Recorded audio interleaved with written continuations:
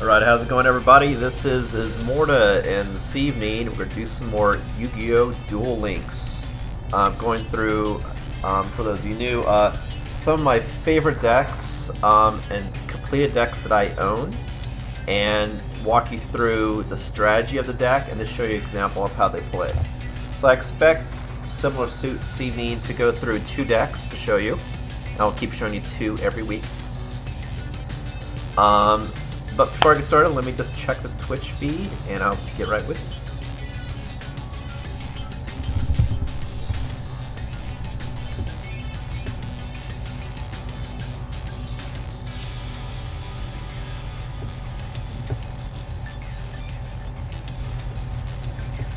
Testing 1, 2, 3. Testing 1, 2, 3. Alright, looks good. Cool, let's just get started. So, what you see here, the character currently from 5D is one of the newest characters that was revealed a couple weeks ago, which I was able to unlock, which is cool because if you have more characters, not only do you get more cinematic stuff to happen in that, what do they call it? In that, it's not zone, I would say in that Yu-Gi-Oh series, like this one, 5D. But also it's more characters that you can have decks on, so you have more deck space that you unlock as well. But it's cool having new characters because I ideally want to have one deck per character, just thematically, to see like, hey, I'm playing this character who has this deck. Yeah. But what I'm going to show you this evening is not a deck that's on her. It's going through my list again of decks that I've completed. I mean, that are built and good to go. Obviously, you see here I have more decks than I have decks I'm going to show you because some of these are sideboards for decks. What a sideboard is extra cards that I may possibly put in a deck. That way, if even new cards come out, that I have other tools I can swap in and out. And also decks that are in progress as well. So what I'm going to show you this evening is my Cinderella deck that's on Merrick. Merrick currently is the only character I have with 2 decks. One of them I've already shown you, my Vampire Raw deck, which is in episode 1 of this stream for Yugioh Duel Links. Or episode 2. I think it may have been episode 2 is when I started showing decks. As well as Cinderella. And then the second deck I'm going to show you is my Aromage deck. So let's get into it.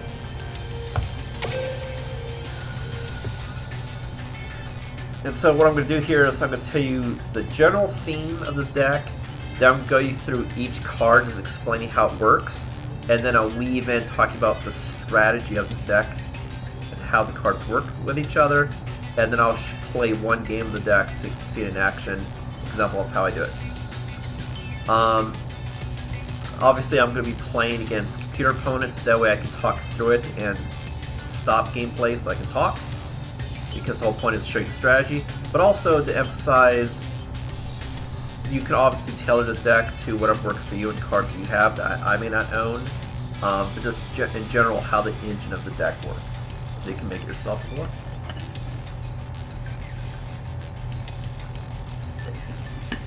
Alright, so why do I call this deck a Cinderella deck? I call it a Cinderella deck because it's based off the theme of Cinderella. Obviously, there's no creatures called Cinderella, but it's based off the Cinderella story theme. The fact that you have a princess, a pumpkin carriage, losing glass slippers, which only fit you, and if you try to fit it to an opponent, it actually makes it weaker, so it has that Cinderella theme. How this deck works, though, is it's basically a deck that you turtle, meaning if you heard that in other games, you sit there and do nothing. You're just offensively, totally defensive, while doing direct damage passively every turn. Is how this deck plays, and that's why it works well in Merrick, because Merrick has a lot of thematic cards doing just that, as well as he also has the ability Shadow Game, which I'll show you. gives you the ability that you see here. Not only thematically, Shadow gives gold because I'm all about Shadow, obviously, Hell Shadow, but every turn, if the opponent has any cards in the graveyard, he'll take 100 damage for every creature. I'm sorry, for every card in his or her graveyard. So it's just a way to passively do a little bit more damage every turn, so I'm trying to do direct damage to win the game before I can't turtle anymore. So how do I turtle? How I turtle in this deck, the main card is the Golden Castle of Stromberg. It's basically creates a shield so that someone cannot attack me at all. If they actually attack me, they'll not only will I. Let me make sure I don't misspeak. One sec. Yeah, someone can attack me, but when they attack me, their monster gets destroyed, and then they take damage equal to that creature's attack. So it basically prevents me from getting an attack altogether. And so I have ways to do damage directly, ignoring what the opponent has while that shield is up, with the intention to kill somebody before the shield goes down. Alright, so let's go through the cards. So the first one is this one of the newest cards I got, which is actually from, well, I actually forget her name. The chick, the character that I had when we first started the stream. This is her ace card, actually. Earthbound Immortal Asla Pisku. I'm sure I'm butchering the name. This creature is a 3-summon that is really powerful. Its attack isn't as high as you would think for a 3-summon, but the fact that this creature can attack directly,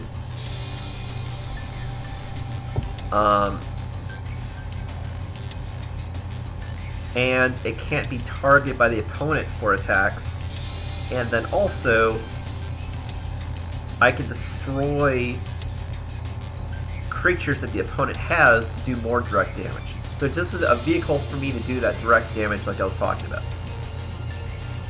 Especially when I get close to the shield going down, so I have to sacrifice creatures to this attack to get that attack and win. But honestly, if I had 3 creatures, I'd probably summon him anyway because he does a lot more damage than the Princess, which is my main card for doing direct damage, which I'll go into in a sec. So basically, if I get this, I'll probably just swing it, most likely. Second up, similar way it's used, Lava Golem. This allows me to not only blow up the opponent's creatures on the side of the field, but then the opponent will then take direct damage every turn as well. The downside is someone could attack me with Lava Golem, but while my shield's up, they can't attack me, so it's a safe way to use Lava Golem. That's why I have 2. Next up is one of the core parts of my engine for getting my shield out, which is the Glyph, the Phantom Bird. She actually has 2 abilities. One is I can bring out the castle, so I effectively have 6 castles then cards in my deck and get the castle out. But also, it allows me to blow up a spell or trap on the opponent's side of the field. So if I get ready to do, for example, the Earthbound Immortal, I can do it safely by getting this bird up first and blowing up the back row. Here, this is the core card I use to do direct damage, which is Princessin. She herself doesn't do direct damage, but she can, when you bring out this castle, you can then immediately special summon from my deck Princessin, which then can special summon the pumpkin, which then, if I special summon the pumpkin with her, can also special summon Glass Slippers. So it's just a huge combo by having this out and then going for her first, and I can bring out these other tools. And I have 3 of them because it's part of the core combo. Next up is Boganian. This is just a way for me to passively do direct damage without having to actually attack somebody. That way, in case someone has some sort of defense that I can't attack, I can still do that direct damage every turn.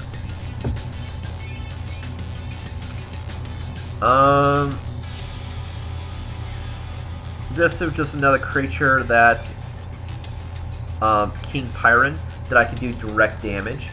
So it is a Gemini, so I can't do something when he first comes out. And I also have a tribute for it, so it takes a little bit of time to get him out.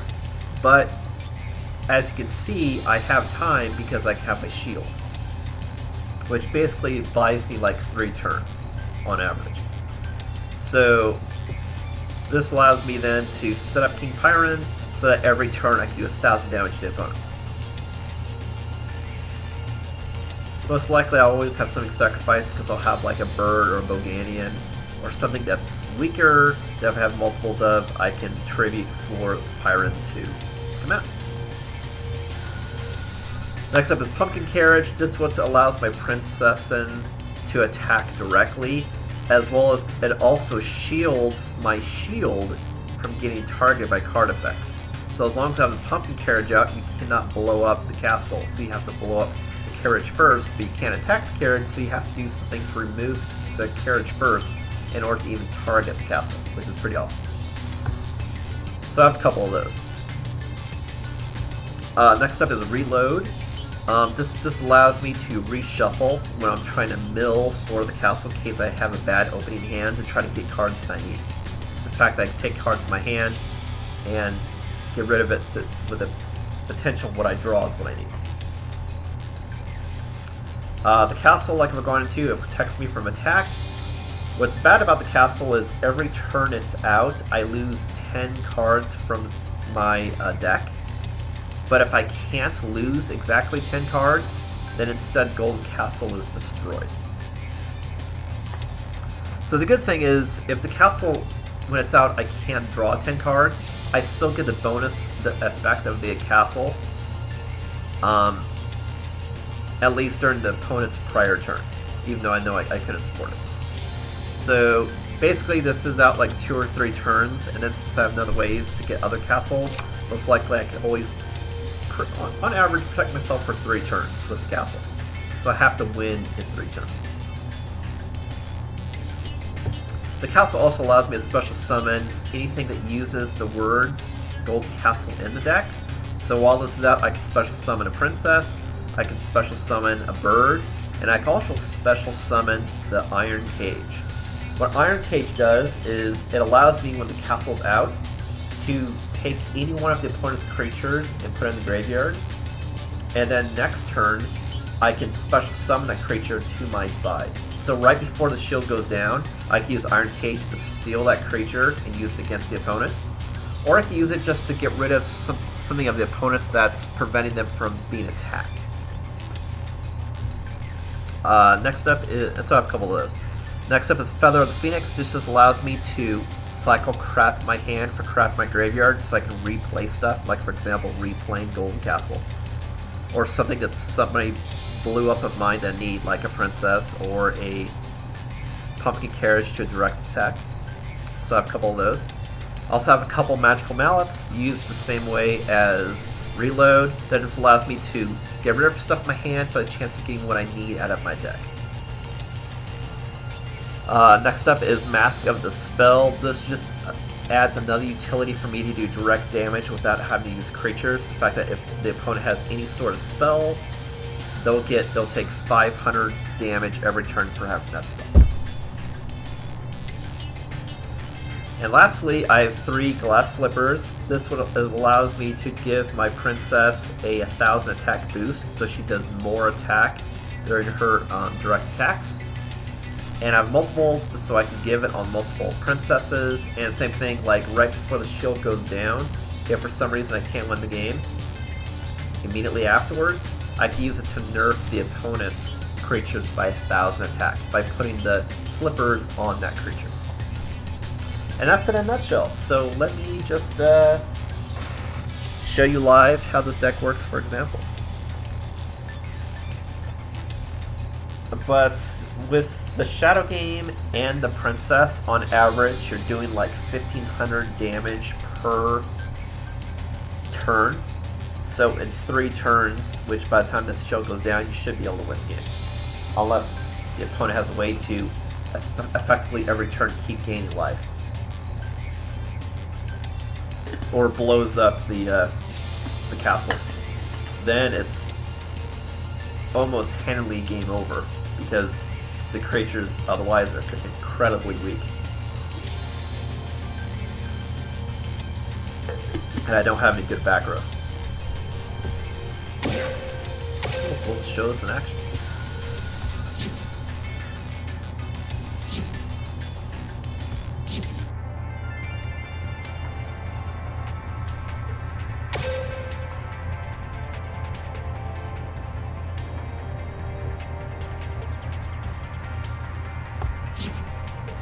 I don't want to fight her because I don't want to do these things if someone steals my creatures damage. I just want to show you an effective example of how it basically works. So. Obviously with the whole rock, paper, scissors of this game, there's always something that can effectively counter. It's just trying to plan around those weaknesses to your advantage. Excellent. I just want to be able to show you how the combo works. Hungry. Come on, let's have ourselves a duel. Duel. My turn. Alright, so we don't have the castle, so we can't use Princess, or the carriage, or the cage, or the feather. So this is effectively a brick that we're starting out with. Feather only works if something in the graveyard, which I don't. Iron Cage, I have to play on a creature, so I can't effectively use it. I can pretend I have something, so someone may target it. So I'm gonna do that. But otherwise, right now it's like, well, fuck, I just need a blocker. She can mill for a card, so I think I'm gonna block the carriage, just to have a defender, so I don't instantly lose. I set a monster face. Yeah, not a great opening hand. My turn is over. My turn. I draw. I set a monster. I end my turn. My turn.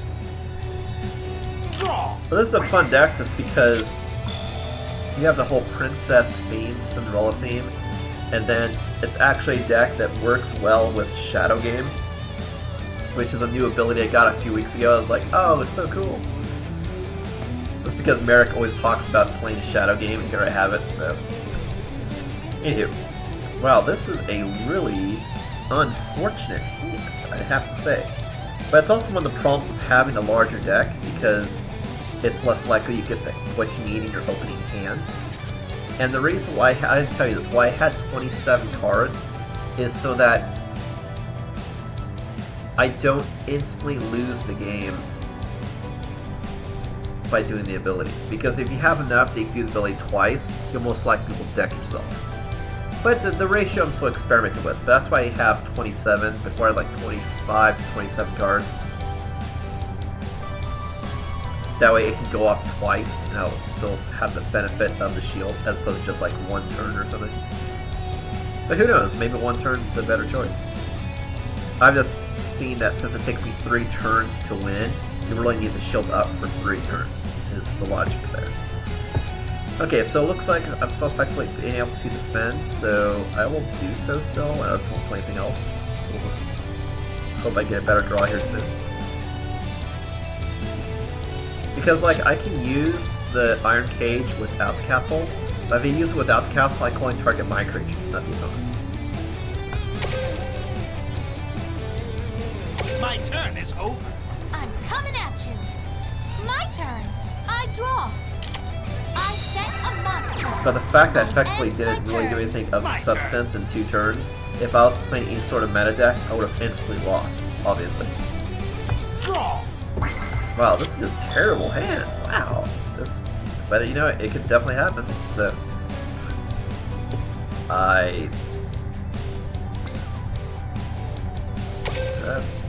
My turn is over. I'm coming at you. My turn. I draw. But it is something to think about, since now I have some better I end my turn. ways to direct attack other than Princess, like Lava Golem, and the Earthbound Immortal, and the Pyro King. Draw. I probably could possibly get by with having 10 less cards. Maybe. And just win the game in 1 less turn. Possibly. Yeah, this is terrible. I'm effectively not doing anything. This is all garbage. Like,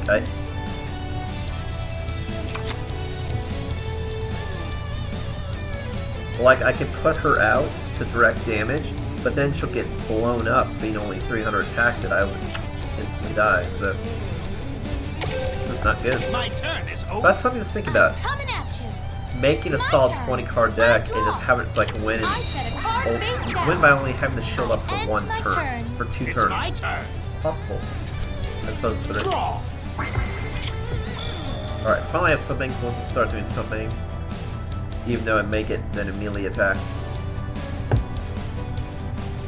The problem is that it's my standby phase, so if he attacks with anything that's decent, it's like 1300 attack, that it's really not going to help me out at all. I'll put down another blocker just to be safe, but...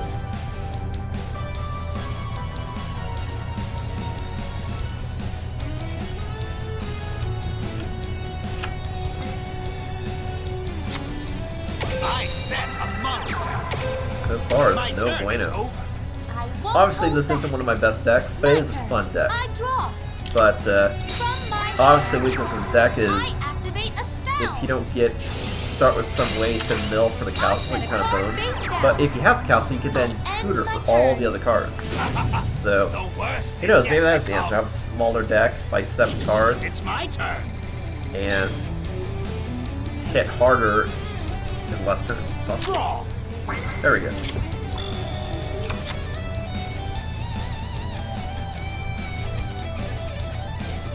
From my hand, my field spell activates. Okay.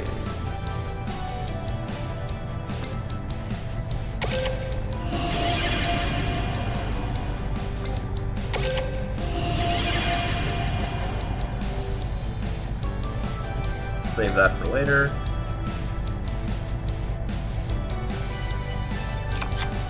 From my hand, I activate an equip spell.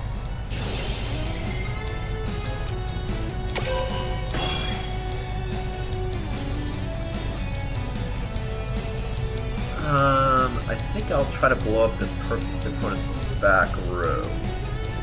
As opposed to, or do I do Boganian? See, I could special summon the bird so I can blow up the back row. Or I could just put up, no, you know, I'll go for damage. Fuck it. I summon Boganian.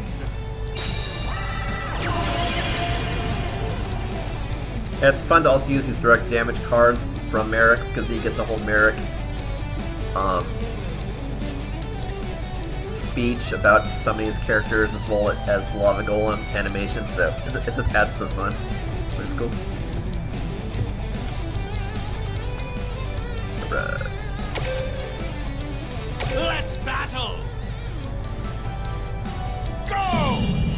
My monster attacks you directly. That was nothing.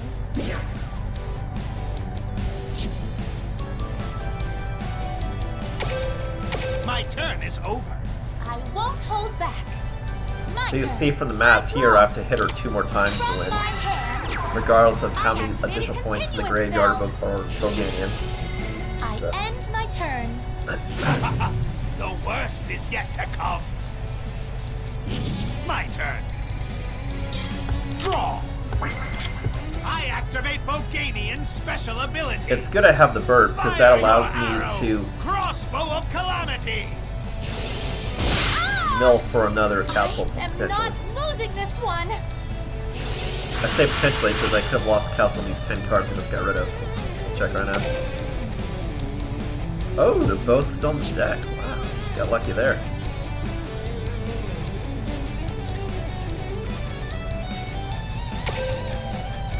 Time for battle. You're not prepared for this. I attack you directly with my monster. Oh.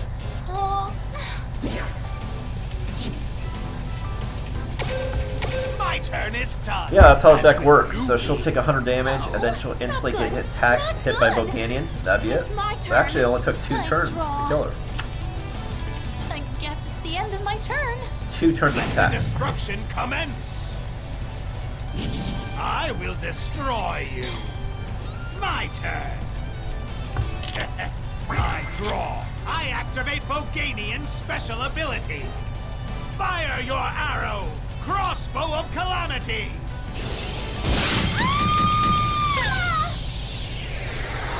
Crossbow in the face. I lost. I lost. So frustrating. The darkness is here to stay.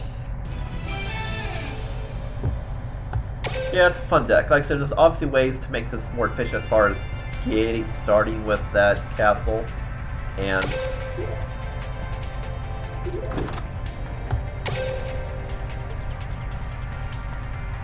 but yeah, it's fun. Alright, so the next one I want to show you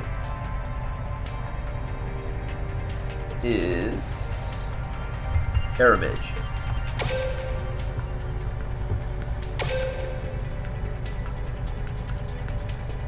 Now, Aromage is very offensive, has tremendous utility,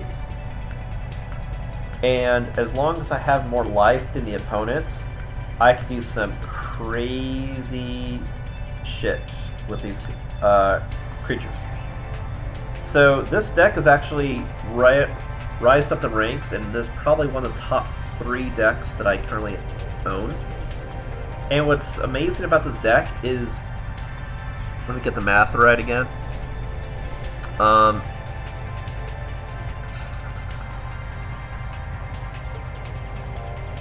Really, 18 out of, I'm sorry, 20 out of the 23 cards in this deck, you can get all of them from the trader. The reason how I got to that number is I have other synchro summons here, but like these 2 are just filler.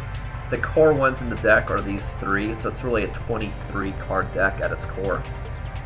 And the only cards that you cannot get from the trader out of this are the Copy Plants and Black Rose Dragon, which is all from the Blazing Rose set with Black Rose Dragon in it.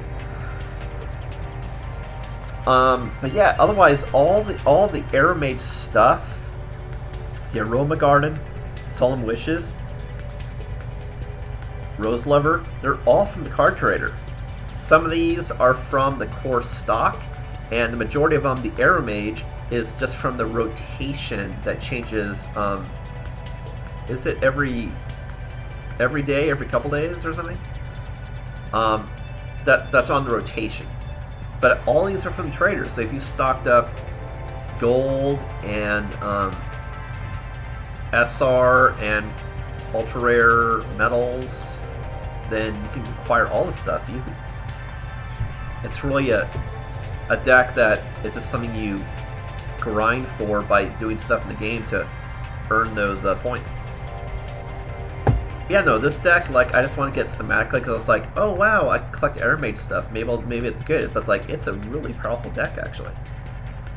So let me just tell you general strategy. Go through the cards, lace in how it works, and then show it to you. So at its core, how the Aromage works is you have an ability on all of your Aromage creatures that say that something triggers if I have more life than the opponent, and then also if I gain life this turn. So does all have effect? All of them have effect that if I gain life, and also if I have more life than the opponent. All right, and they're all plants also, which is why I laced together some of these additional support cards like Rose stuff in addition to the Aromage, just because it had really good plant support. That's happened to work well in this deck. Alright, so the first one that I have, and all of the Aromage stuff I have max of. 3 of everything. It's like core, engine, and all amazing cards. Go for broke. Alright, first one is Aromage Kananga. While your life points is higher than your opponent's, you can cause face-up monsters of your opponent to lose 500 attack and defense. And then once per turn, if I gain life, I can target a spell or trap of the opponent's and return it to their hand. So this is just like super utility. I can blow up someone's back row and make all the creatures weaker. Like, that card alone is super powerful. Next up is Aromage Jasmine. This allows me to get stuff out quickly. If I have higher life points, I can normal summon a plant monster in addition to a regular normal summon, so I can summon twice. And then I could also draw cards if I have higher life points. So this allows me to blow up what's in play. This allows me to get stuff into play. Next up is Rose Lover, and you see this is a semi-restricted, and I haven't maxed out because this card is great. I use it basically as a defender, face down. That then when it's in my graveyard, I can use it to special summon any plant from my hand, which is amazing. Especially if I use it for special summoning the Bergamot. But it also allows me to get stuff out fast. So like if I want to do 2 normal summons, I could do it with her. Because she could special summon and then I can normal summon, for example. But you can only target plants, is the thing. It's when she's in the graveyard. And what's also cool is when that creature comes out, it's also unaffected by the opponent's traps. So if I special summon her and swing in, unless the opponent has quick play spells, they're fucked. And so I only have 2, but that's the maxest card I can have against semi-limited. So next up is Aromage Bergamot. If my life points is higher, if a plant type monster I control attacks a defense position monster, I can inflict piercing battle damage to my opponent. What's cool about the stipulation here is it's any plant monster, not just her. So if someone's in defense position, they're getting attack damage. And then also, I can have this card gain 1,000 attack and defense until end the opponent's turn, if I have more life. So that effectively make the card, just by that alone, 3,400. That you can't have something in defense mode. I can swing in. And then everything can also get another buff by Aroma Garden, which I can do here in a sec. Next up is Aromage Rosemary. This, if I have higher life than the opponent, my opponent can't activate monster effects, so they can't, like, for example, can't use it defensively to protect themselves. And then also, if I gain life points, I can target a face-up monster in the field and change its battle position. So for example, I could change something to defense mode, so it has way weaker value, with the idea that they have weaker defense than attack, and then I inflict piercing damage when they're in defense position. So it's like really nasty shit. Or I can turn something from defense position to attack position that's weak, just so then I can swing it with something powerful and win the game because their attack is so low. So just board manipulation. Next up is Copy Plants. I use this exclusively to immediately Synchro Summon. Do not play this card unless you Synchro Summon, because its attack and defense is fucking 0. But that's what allows me to, as a tuner, to summon any of the plethora of Synchros I have here. The main one I always try to summon is Aromaserafi Rosemary. I'm sure I still butchered it. So this card, other than having really cool art, is actually a beast if it's Synchro Summon. It allows me, if I have higher life points, to give all of my plant monsters 500 attack and defense, which you can already see if I do that in conjunction with Bergamot. It will then be a 3,900 attack. And it's all my creatures get that bonus. And then also, once per turn, if I gain life points, I can target a face-up card my opponent controls and have its effects negated. So if someone has a creature or a field spell or an equipment, I can negate it. So you see, this deck has this utility to cancel every single thing in the game. Face-up cards, creatures, back row, bananas. And this is already a 2,000 attack, so just by her coming out, she'll actually be a 2,500 attack. Next up, this is the core card I need to make all this shit happen, Aroma Garden. Once per turn, if I control an Aroma monster, which is all of them, except the roses and the copies,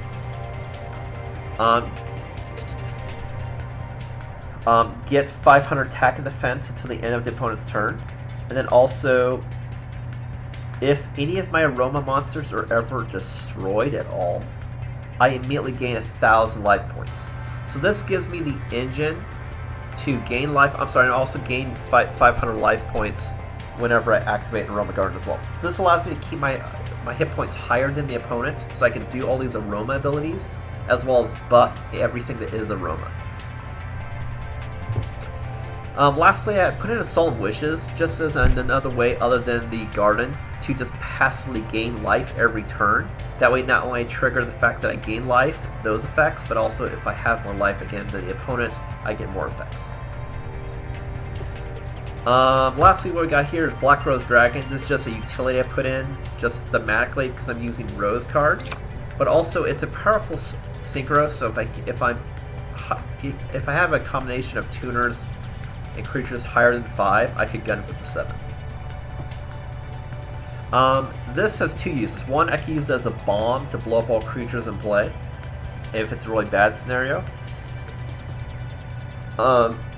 Which is cool if I had this Rose, because I blew her up, then she's in graveyard, I can then special summon something from my hand. But also I can use it as a plant monster. The fact that I could banish a plant type monster from my graveyard to make something that's in defense position change to attack position and then have 0 attack. So for example, if let's say something died early like the Jasmine, and I brought out the Dragon, I can remove the Jasmine from my graveyard to then just nuke any creature that the opponent has in defense position, and then make it 0 and then swing in. And you'll be swinging with a 2,400 creature. Or something else that's like 2,500 or 3,900 and instantly kill it. And also note that if Aromage is out with the Rosemary and the Garden, she actually has 4,400 attack. So it just gets bananas. But yeah, so the Dragon you use as a bomb or as utility to instantly win the game. The whole idea is when you play this creature, you want to then immediately win the game. Is the trick. So either use it as a bomb and the normal summon swing in, or just summon this without using the effect and then manipulate the field so they can swing in and win the game. Other than that, I just have a couple other synchros to just be different numbers in case I have different combinations with my copy plants. But these can honestly be any card you want. The core cards is the Rosemary. Secondary go-to is the Rose Dragon. The copy plant, I think I went into how this works. Not only is it a tuner of the plant, so for obviously doing synchros, but it allows me to also copy the level of any plant. So if I copy a 3, a 2, a 1, or a 4, it allows me to get the numbers I need to gun for the Dragon or the Rosemary, whichever I need. Yeah, I mean, this deck is pretty much self-explanatory. This has a ton of utility.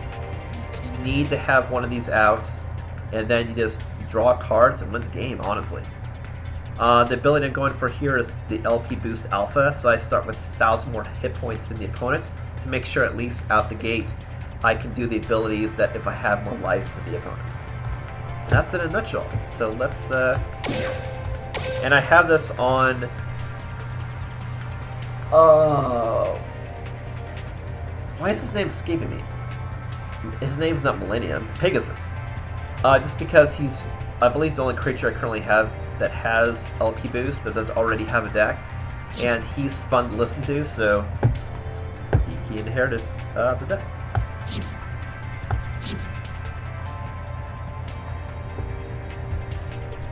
This is going to be such fun. Just like you said, it's going to be such fun. Cool. So let me show you this one in action.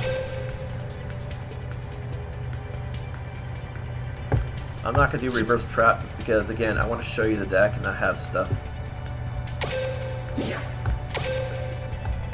My point isn't to show you the strategy of how to beat certain types of decks, it's to show you fundamentally this deck. So.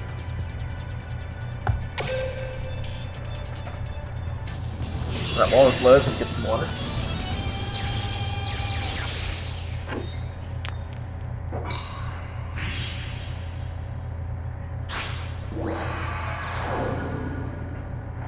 This is going to be such fun.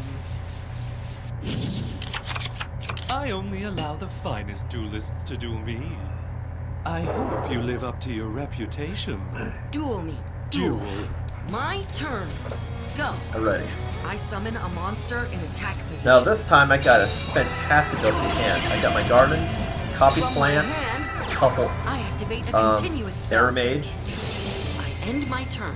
Fantastic opening hand. Draw. And also, like I said, this actually proved to be now like one of my best decks, a meta deck, so I should be able to win this, but we'll see. Alright, what we got here? Zombie. He draws cards, whatever. Alright, so let's see what we want to do. We have a 2, we have a 3. If I play her, I can then special summon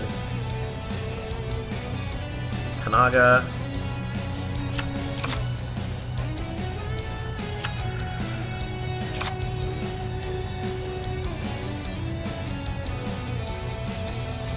I could blow up his back row.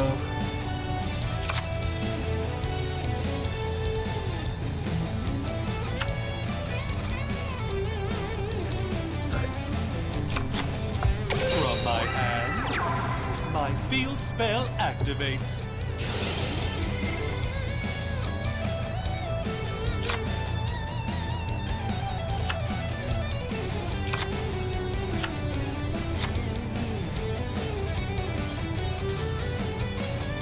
Well now, I summon a monster in attack position.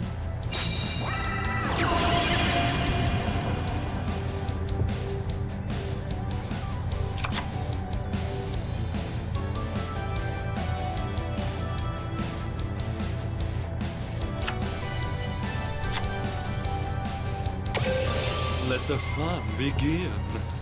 I summon a monster in attack position. The reason why I hesitated first is because I could have activated this ability first. I just wanted to do this when both are out to get the max effect of it. Because first I was considering if I used it while she was out, I could have drawn to attack potentially Bergamot and then play that instead, but that's a gamble, so that's why I decided against it. My field spell activates. My monster's effect activates. My monster's effect activates.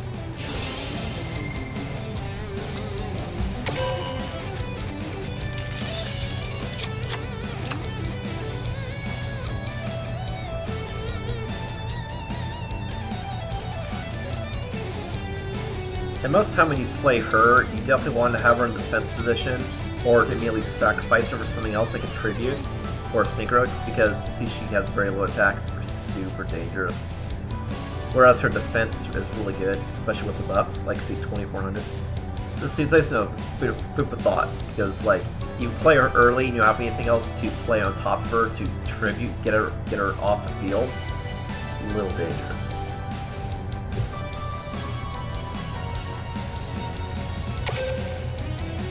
Time to battle. Take this. I attack you with a monster. And by little dangerous, I mean really dangerous. Oh! That was nothing. Here I go. I attack you directly with my monster. I end my turn. Here I go. My turn. Draw. I summon a monster in attack position. Most likely is you can summon anything to kill her. From my hand, I activate a continuous spell. Battle. And now... He's nerfed. The reason why he's nerfed is monster because of her. attacks. Just as I expected. My field spell activates. And now I gain 1,000 life points because I lost. Simple-minded fool. Which is cool because like I My lost monster's I took effect damage activates. defending, but then I got it all back. And then because I gained life, I can then trigger her ability. I end my turn. Which is kind of fortuitous, because now that means I can use her ability again when I gain life again. If there were like multiple things in the back row.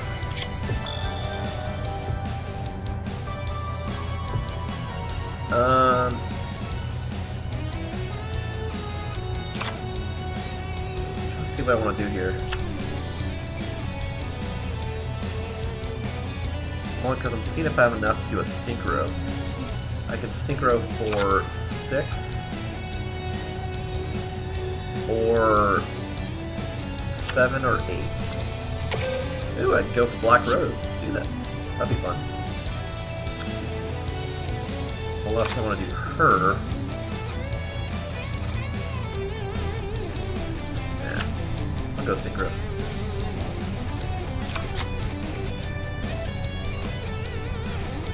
I'd like you to meet my monster. I summon a monster in attack position.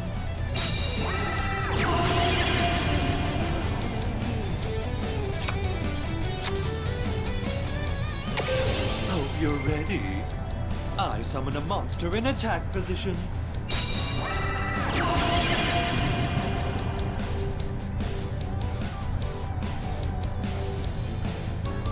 Okay, I'm gonna hold off on this and trigger it. I don't know if I should trigger this now. Let's see here. This only buffs up aroma stuff, so I might as well trigger it now, because otherwise I'm gonna sack all the stuff for the synchro. Do that. My field spell activates. My monster's effect activates. My monster's effect activates. Cool. And now I'll turn this to a level 2. My monster's effect activates.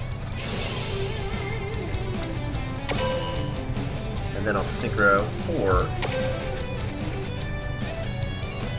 Oh, actually, since I made it a 2, that's right. I was thinking I could then synchro actually for her if I wanted to.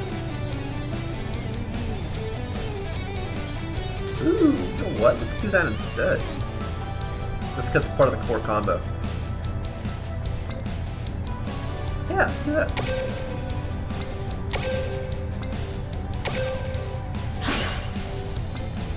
Well now, I synchro summon a monster.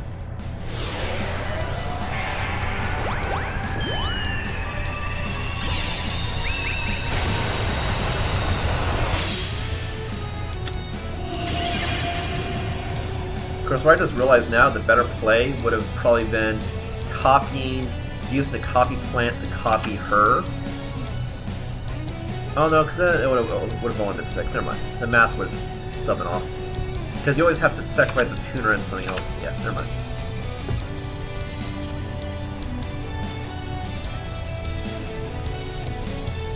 So yeah, between her ability and the Aroma Garden, she went up from 2,000 to 3,000. She's gonna hit like a truck.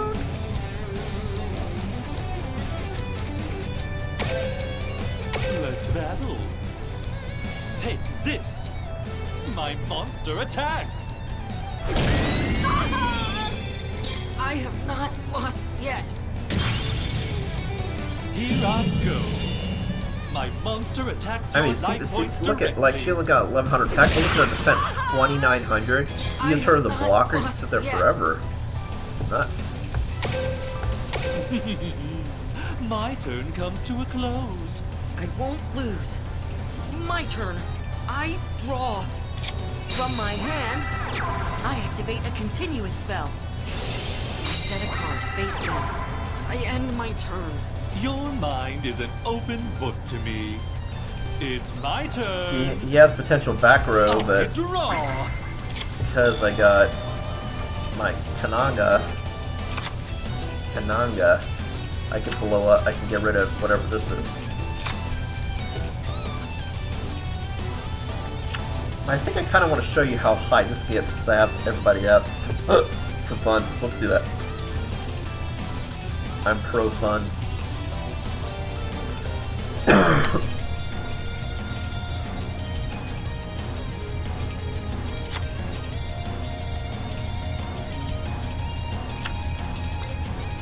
Of course, with her out, I can normal summon and plant summon, so I'm also take advantage of that. I can actually do both.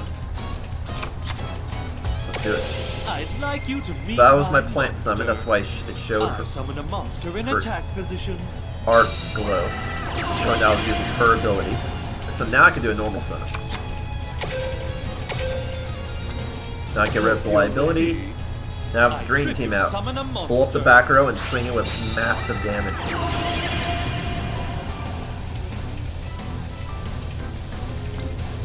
My field spell activates. My monster's effect activates. My monster's effect activates. My monster's effect activates.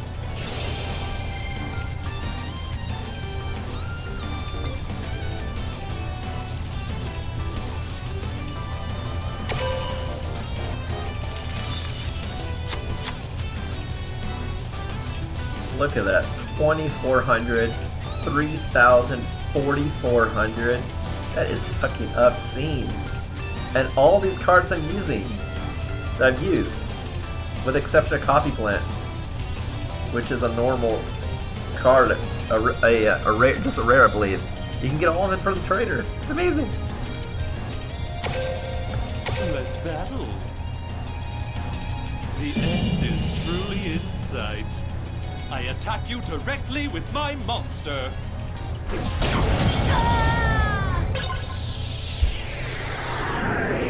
I'll win next time. As long as I can read your mind, victory will simply never be in the cards for you.